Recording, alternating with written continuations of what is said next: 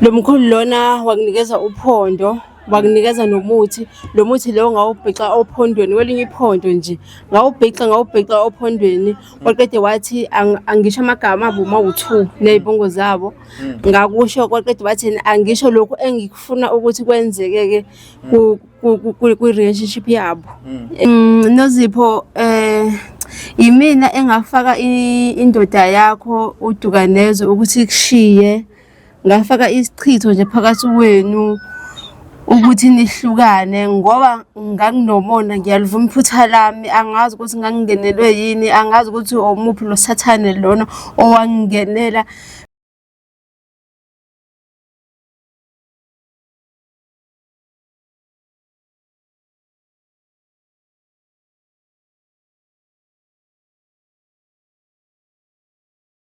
Ngibingelele babukeli beVumani Film. Lokhu mavumani walile kwamhlabela inganakusonini madoda le phansi emanguzi. Kodwa ke asikho lapho. Siyanithanda babukeli emakhaya. Siswami siyabonga ukuthi usivashele namhlanje. Mhlambe nje ungakulandisa umbukelo umtshele ukuthi namhlanje yini ekubeka la kwiVumani Film. Okay, ngibingelele abalaleli emakhaya. Igama lami nguSurprise ngokwamavuso Isibongo. Into engilethe lana ngizoconfessa kumakhelwane wami into engayenza kuyena ayinhle neze. Eshaqiswa igazi ngoba hayi nami angiqhenye nje ngayo. Ngashaya indoda yakhe ngoDukanezwe. Ngenxa yokuthi kahle kahle ngayibiza ukuthi nganginomona.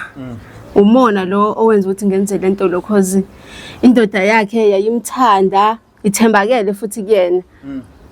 Yawo imenzela yonke into wayengasahambi ngisho nangeenyawo noma eyala komolo eduze yabo nje happy couple ngibahalela ngenxa yokuthi mina indoda yami yayingayenzi lento le engifuna ukuthi yenze, yayingezwa ngami, yayingangilalela, ingangihloniphi.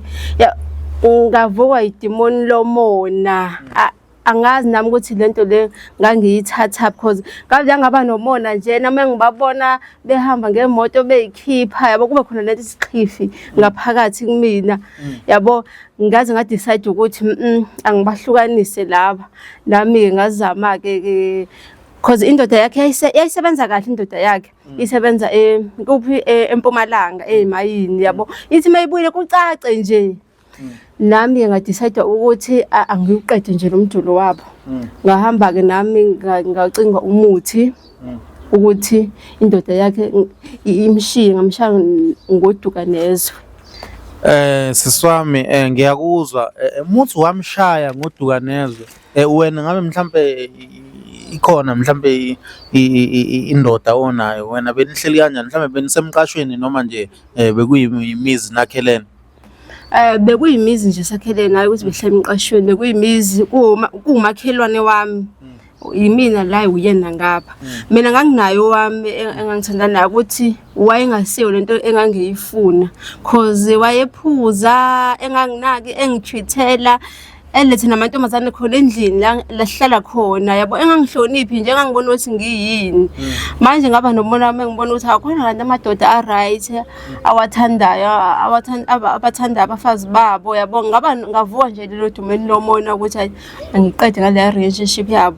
Kuningi nje futhi okwakwenzeka ngoba khona lana futhi ubhuti lo wamthengela imoto angane mhlawumbe kwakuyivalentine noma uyibirthday yakhe yini unkosikazi wakhe yabo nje ngezwe nami sekukhala ihuthi sebejabula sebe celebrate how ngabona ukuthi okay umthengela imoto yabo nakho lokho futhi kwaeda nje yabona nje ngaba nomono kwaede kumona ngaba nomona futhi khalana konje impuphu yayingiphelele endlini. Yabonga ukuthi ngizoyithathaphi ngayiqunga ngami ngawacela khona ngathi ngicela anginana ngempuphu. Usisi azange ngiphendule kahle bathi yena hayi akanakho ukudla azokondla ngakho umphakathi. Ungaqhaqeka ukuthi ngoba ngizonana bengisazoyibuyisela impuphu kodwa ngiphendula kanjalo. Yena ubengekho right like emphakathini ungathi besenakho ukuyiqhenya ngoba ya esenendoda emenzela konke okuhle yabona nje noma wayesenginikezile yini impuphu kodwa waqale wayeseyikhulumelile wakhuluma amagama angekho mahle esho ukuthi yena akanako ukudla kuzofita ngawo umphakathi akasilona ibhenki kwasho kwacima kwavutha eseshe into engahlangani nje ekhulumela impuphu nje sengazi esho amagama angizange ngikwazi nokulala kahle ebusuku ngenxa yamagama awakhuluma ngalesa sikhathi ngicela nje impuphu ngithi ngizoyibuyisa makuphela inyanga wakhuluma ekhulumela impuphu yilapho ke engadecide khona ukuthi yena angishaya indoda yakhe nodukanezo ngoba wangicasula ngendaba yempuphu sengaze ebe nomona ngempuphu yena yingakho ke ngashaya indoda yakhe ukuthi ayimshiyi khona sizofana sonke la ngimkhiphe lapha phezulu esicongweni ayisetshe ukuthi ukhona ngimdeqaze phansi silingane sonke ngoba hayi yena wayesephakeme shame wayesephakeme ngendlela eyisimangaliso ngoba ngiyamazi ingakamfici le ndoda yakhe esafana nathi nje waye right ngokuthola indoda nje wayesele esicongweni esasibukela phansi thina esengasasiboni ukuthi siyini ngadecide ukuthi hayi ke angihambeke ngiyobheka umuthi ngifake isichitho ke lapha indoda yakhe imshike khona izobuyela kuthina. Siswami ngabe mhlambe ungilandise nje nombukele imali wawuyithathaphi yokuthi uyoyenza lento wawuyenza ukuthi ushaya indoda yakhe ngodukanezo? Indoda ayibo sorry imali ngahamba ngayoyifuna komashonisa because nganginalutho ngahamba ngayoyifuna komashonisa ngayithola imali because ngaqala ngawubuza umuthi kwashiwa imali engaka ngahamba ngayizama imali ngahamba ngayobheka komashonisa wanginika omunye umashonisa ngahamba ngawothenga umuthi wangenzela wangihlanganisela ngendlela ahlanganisa ngayo ngahamba ngawufaka isichitho indoda yamshiya ke nangempela. Siswami indaba ungazathanga le mali le uyothenga ngayo impuphu kunokuthi uthathe le mali le uyothenga ngayo umuthi mhlawumbe? Ngaba nomona ngiyavuma umona shem lavuka lelo demon lela ngizange ngisayicabangela ngisho kwanami ukuthi kumele ngiyothenga ukudla ngavukwa yidemon nje lo mona nami ukuthi ngifuna loya ehlike ezoba kwi-level yethu esuke lapha esicongweni ezoba kwi-level yethu angizange ngisayicabangela kwanami angizange ngisayicabangela nasendlini ukuthi khona nikushodani nangathola imali nje ngahamba nje ngawuchitha nje i-relationship le yakhe ngahamba nje ngaya komunye umkhulu lo mkhulu lona wakunikeza uphondo wakunikeza nomuthi lo muthi leyo ngawubhexa ophondweni kwelinye iphondo nje ngawubhexa ophondweni kwaqede wathi angisho amagama abo mawu2 nezibongo zabo ngakusho kwaqede wathi angisho lokho engikufuna ukuthi kwenzeke ke ku-relationship yabo ngasho ke nami ke lokho engangikufuna ukuthi kwenze ukuthi abahlukane ngachaza ngikhuluma khona ophondweni ngaqala ke ngaqala ngabona nje mhlambe emva kwesonto nje amasonto awu2 ngaqala ngabona ukuthi hayi ngeke engathi akusamnandi ngambona usisi engathi usekhala ngopetrol yabo mhlambe indoda bengekho segibela ama-taxi lo sisi weza wazokhuluma nami because so makhelwane wangixoxela nje ukuthi hayi akusemnandi ekhaya indoda yakhe yabo ayisenzi ngokufana ezongitshela esho ukuthi indoda yakhe sekuphela inyanga ezo3 engabuyile ekhaya because yayibuya nje mhlawumbe inyanga nenyanga manje sekuphela inyanga ezo3 engabuyile ekhaya ayisamnaki nemali ayisafani nale yayimnika yona isiposa imali encane yabona nje yabo akusekho mnandi yabo ilokhuzaneni yabo uthi akaphathekile kahle lo uyangitshela nje hayi ke nami ngamtshela ukuthi yena hayi shuthi siqomile ngamtshela kanje ngathi hayi shuthi seqomile ke lo ima besenza kanjalo shuthi seqomile hayi ngabona naye ukuthi hey yabo uyayithemba lento engiyishoyo hayi ngamtshela nami ukuthi yena yabo njengoba indoda yakhe isiqomile nawe vele uqome ngathi qoma nawe qoma khona uzokhohlwa istress ukhohlwa iyo yonke into eyenzekalayo khona ungekumnami engakhulumisi nawe ungamkhulumisi ngoba nawe uyazi ukuthi usuqomile usunayo omunye umuntu oseceleni vele ukhohlwe nje uyena nawe ziqomele khona kuzophela le stress hayi wasivuma isiluleko sami athi hayi uyabona naye ukuthi ngavese akasekho happy naye wavumelana nami hayi ke wahamba isikhathi wagcina naye seqomile eqome khona endaweni khona omunye ubaba ye-owner i-car wash Waqoma yena-ke bamqoma nje bathandana-ke wazamkhohlwa loya kodwa ebemfihlela. Manje wena yonke lento ngaleso sikhathi bekujabulisa vele ukuze wonke ama-advice omnika wona. Ya, bekungijabulisa cause iyona into engangiyifuna le ukuthi yenzeke, ukuthi indoda yakhe imshiye. Iyona into engangiyifuna le ukuthi ekhala njengoba nami ngikhala.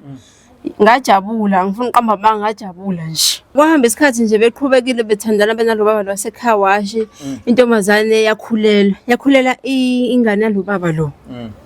Hayi-ke intombazane yathi ingane indoda yayo le esebenza eMpumalanga. Hayi-ke indoda yayo yayijabula-ke ijabule ukuthi-ke isizoba nengane-ke ijabule. Yakhula futhi ingane yazalwa yakhula yabona nje ithengele iprovide indoda ingane le eseyimayini. Ku-right njena. Hayi ngabona ukuthi hayi cause le ndoda ngeke yazi vele. Ngazama ngacabanga iplan lokuthi kumele azi, ngacabanga ukuthi ngizokwenza njani wangeke ngiyomtshela kanje. Okay, ngacabanga ukuthatha ama-sim card lawa amahhala emgaqweni. Ngawathatha ama-sim card, ngalithatha i-sim card ngenza uWhatsApp ngalelo sim card, ngafaka uWhatsApp.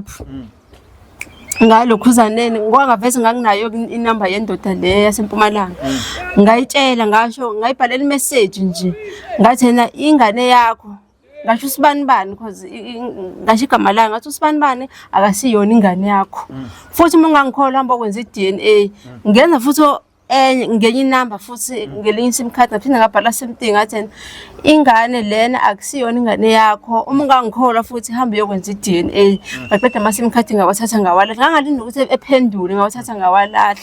Kwaphela inyanga njena indoda ngezokuthiwa izama ukwenza i-DNA ifuna ukubona ngempela ukuthi yena ingane yayo yini le. Ngabona ukuthi okay shuthi walayelela ama-message ami lawo engangimsendela wona. Ngezwe futhi ukuthi yena hayi engase kuhlangana imindeni-ke yabo, imindeni yankosikazi neyakabhoti ngoba akusekuhle-ke ekhaya indoda engathi sitholile ukuthi yena ingane akusiyona eyayo, engathi akusekuhle ekhaya yabo.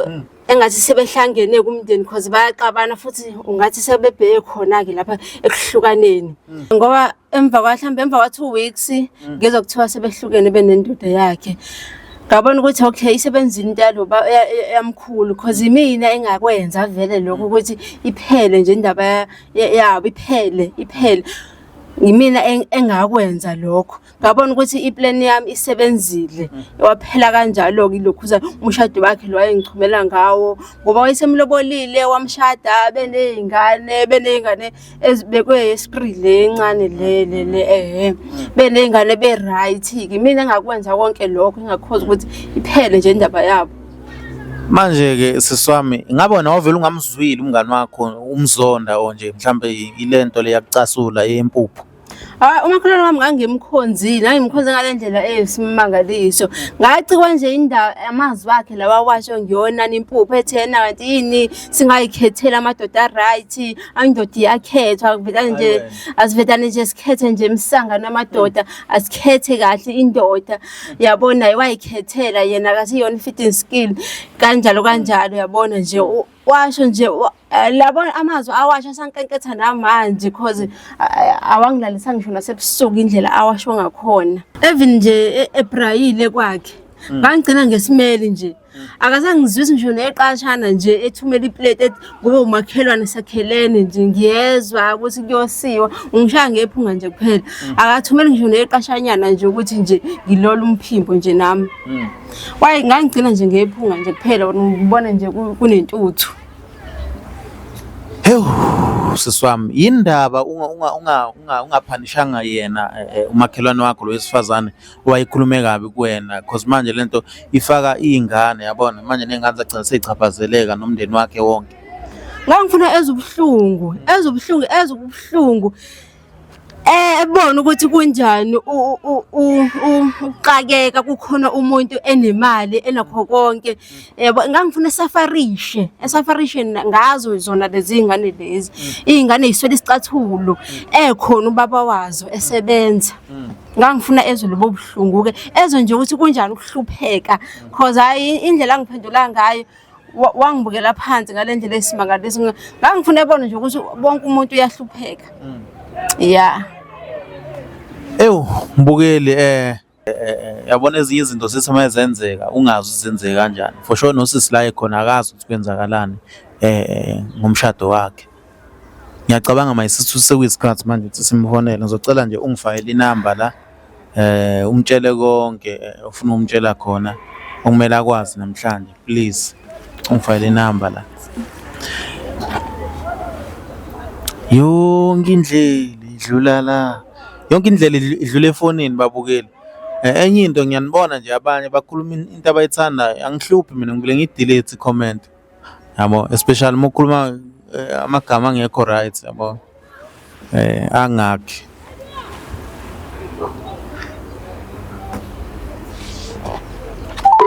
Any 2 keys to get this welcome tone. Hello? Uyaphila sisi? Ngiyaphila njani? Ngiyaphila uyifoni ngathi buvela uyilindele. Ngiku-WhatsApp lana khona kade ngiyi-check. Oh, okay. Siswami lana nginosisi othi kade umakhelwane wakho nje for isikhathi eside nakhelene noma ngizothi ngoba ungasahlali emzini wakho ukhona into afuna ukutshela yona. Okay, thinking. Okay. Siswami ngiyacela nje siswami. Yes. Siswami ngiyacela ukuthi ukhulume naye umlaleli uthi uthini. Okay, thinking. Sawubona Nozipho. Hello njani? Ngiyaphila njani? Ngiyaphila. Uyeza ngithi uthi uba lokhuluma nawe surprise. Ngiyakuzwa ngisakwazi. Hayi ngikhona makhelwane. Okay. Ay Uze kwathina ukufanele wena namhlanje? sisi khona into engizoyiconfessa la kuwena namhlanje. Engidlayo iyangidla lento lena. Yabona angazi nokuthi ngangingenelwe yini ukuze ngiyenze ngiyazisola ngayo kakhulu. Hayi bo surprise engathi inzima nje leyo nto. Ozokhuluma ngayo yini leyo? Inzima ngempela and angiyiqhenyi neze ngayo. Nozipho yimina engafaka indoda yakho uDukanezo ukuthi kushiye. Ngafaka isichitho nje phakathi wenu ukuthi nihlukane ngoba nganginomona ngiyalivuma iphutha lami angazi ukuthi ngangingenelwe yini angazi ukuthi omuphi lo sathane lona owangingenela ngenxa yokuthi nganginomona cause indoda yakho ekwenzela yonke into kodwa ngicela surprise understand mina uthini ngicela uqale ngiqede nje yonke indaba ukuze nje ngenze lento lena indlela owangiphendula ngayo the time ngizocela impuphu uyakhumbula ngizocela impuphu kuwena khona usuku engangizocela impuphu kuwena wangiphendula wathi wena asikhethi ngana amadoda right kwasho ukuthi uma kwavutha yini singakhethi amadoda right anemali yena wena awuthengela umphakathi ukudla usukuthengela umndeni wakho yabo nje lawo magama lawo iwona angenza ukuthi kuvuke lesilwane siwumona kumina ukuthi ngize ngenze lento enje futhi nakhona ongekho wrong because into oyisho hayibo angazi nami ukuthi umona ngiyacela sisi ungangizwa kahle hayi ngikholwa ke mina leyo nto ukuthi wena ungenza leyo nto kumina hayibo wayenza kanjani leyo nto hayibo surprise ngeke phela uqinisile kulento eyishoyo noma uyadlala nje ngakwenza lokho ngakwenza angiyiqhenyi besacela bandla ungixolele manje angikhona ukuphila ngalento le iyangidla angazi ukuthi ukukhuluma kwami amagama mhlawumbe ongawathandanga usungaze pho ungihlukanise mina nomkhunyana wami engangishade naye usungaze ukuchitha umuzi ngenxa yokuthi ngakhuluma amagama amabi ngoba phela ukube mhlambe kwakuphatha kabi lokho wawuzongitshela ungitshela ukuthi ngikhulume kabi nawe ngasho lokhu nalokhu then ngixoliseke kunokuthi usihlukanise ayihambiselani nje lento ukuthi uzuthathe istep esikude kanjena usihlukanise kanjani. Nami ngiyayizwa lento oyishoyo, nami ilento engiyibuza yona ukuthi liphi leli demoni elangena kumina ukuze ngenze lento lena. Wena surprise wena yini lo wasihlukanisa ngayo? Wasihlukanisa kanjani? Yini lo owayenza ukuthi uzosihlukanisa? Ngaya komunye umkhulu sisi, ngiyaxolisa nami angiyiqhenye ngalento, nginamahloni yingakho ngiconfessa Shuthi phela umthakathi straight-ke wena ngokwenza leyo nto, kushuthi ubuthakathi phela lokho. Ngiyaxolisa sisi wami, ngiyaxolisa, ngisacela bandla inhliziyo yakho ilamukele uxolo lwami. Yazi uzongilalelisisa kahle-ke sisi, ungalinge umjwayele kabi mina. Uzoxolisa manje into isimoshakele yini futhi ezokwenza ukuthi sibuyelane? Uxolisa kwakho uzokwenza ukuthi sibuyelane mina nomyeni wami. Cha unenhliziyo embi, yazi ukuthini, angeke kuphelele nje kanjalo, khona into engizoyenza nami ukuze uzobona ukuthi lento oyenzile wawuwrong kuleya nto oyenzile. Ngisazopheya nje ngendlela yami, yabona nje uzokubona okwagitshelwa, uzobona ukuthi yini kati laze lagibela emthini nje, uzongibona kahle nje mina. Sisi ngiyaxolisa sisi, angiyiqhenye ngalento, kungcono ukuthi ngikubona kanje siyaxoxa siyabonana kanjena. Angifuni ukukubona, ngifuna ukuxoxa nawe. Uzokuxoxa nami yena zobe sihlanganisa nawe nje, khohlwa ngeke yabo nje wena uzobona ngezinto ezenzakalayo kuwena ukuthi ungibone mina, khohlwa ngeke ungibone. Sisi njengoba nje ngizoconfessa lana akuthi iyangidla lento. Angifuni ukuzwa ukuthi uzoconfessa wenzani. Angifuni ukuzwa leyo nto. Usukaze wenze into embi kanjena, uhlukanise umndeni. Ingane zami isele zodwa manje. Zisele zodwa ingane zami, imina kumele ngibone ukuthi ngenza njani ngazo. Umyeni wami akasanginakile ngenxa yakho nje kuphela. Ayithole inhliziyo embi. Ngesenzo sami sisi, ngiyacela bandla noZipho ungithethelele, ungixolele. Ngiyacela ngingenza noma yini ukuthi wamukele uxolo lwami, ngingenza noma yini. Ngiyalingwa kushuthi ngiyalingwa nje mina kahle. Wena uzocela uxolo kumina?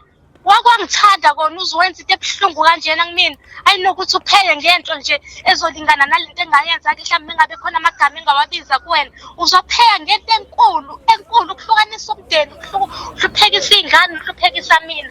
My sister. Sisi. Yebo sisi. Yobe sisi, ngiyamxolisela nami. Ngiyafisa ukuthi one day nilungile. Ubani futhi wena? Sisi la ngoba ezekuvumana ifeeling uze kuthina kuze khona ukuthi nixhumane. Hayibo, uxakwa nawe ukuthi ezele kumina ezoxolisa uza lapho kuwena. Uxakwa ukuza kumina kahle. Hayibo le ntombazane kanti njani? Yazi ukuthini, angisafune kuzwa lutho mina manje, ngibhizi vele, angifune kuzwa lutho nje. Sisi Ivalile. Ya uyadropa, so siswami uzoba right. uNkulunkulu ngumthokozisi, uyabona. Konke lokho ngiyafisa ukuthi nixolelane.